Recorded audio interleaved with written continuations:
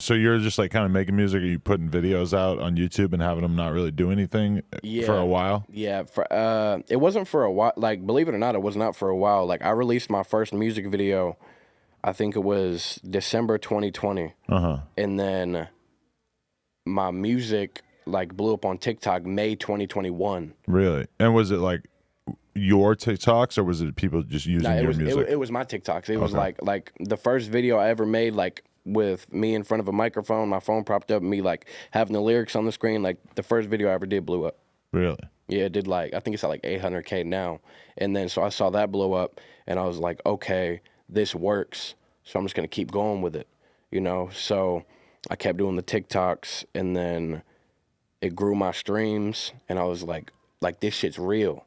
Like I never like I know this is corny, like you hear a million people say it. Like I never thought my life would be like this, but really I did not think my life was gonna be like this. Really? Because like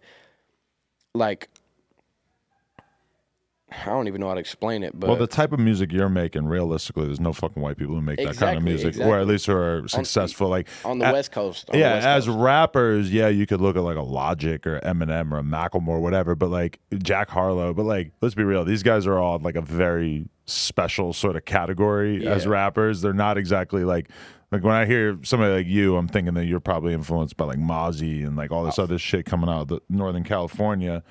It's a different wave that you haven't really seen white people have much success in. Drill type music, not that you're drill, but like, street type music like that. It's not really a white man's game for the most part. Yeah, I'm the only white boy on the West Coast doing it. Like East Coast, they got M, but on the West Coast, that's like really like, yeah, I'm coming up, but like I've got like a healthy amount of motion right now. Like humbly, I say that.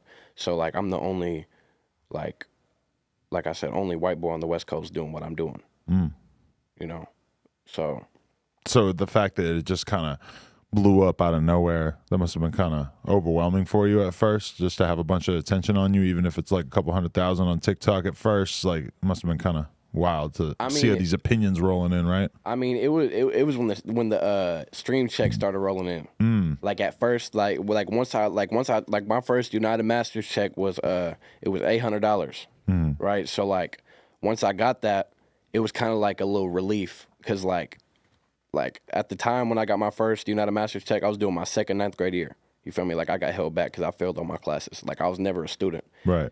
Because like elementary, junior high, like I was failing classes, getting suspended, getting expelled, all of this, all of that. And like I was never a student. My parents knew that too, but they felt like it was the right thing to do. Like, try at least fucking try to stay in school. Like at least go, Yeah. But like I wasn't picking nothing up. I wasn't learning nothing. And I knew that I wasn't meant to be like I knew I wasn't meant to be. And I like I'll self admit, like I know when some shit sounds corny.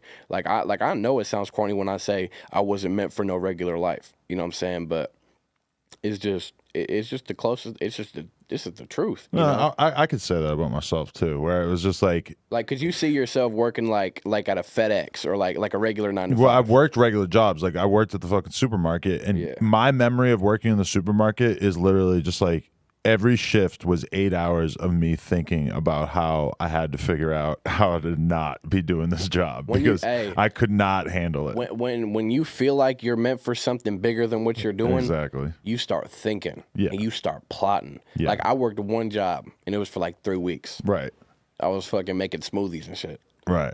And that was just to like, get extra money for videos, like for music videos and studio time, because that's what I wanted. So I was like, shit, I'm not, I'm trying to stay my ass out of trouble. I ain't trying to go to jail. I'm not trying to go to jail. I ain't trying to die. You know what I'm saying? So I'm gonna just stay out the way of all the bad shit.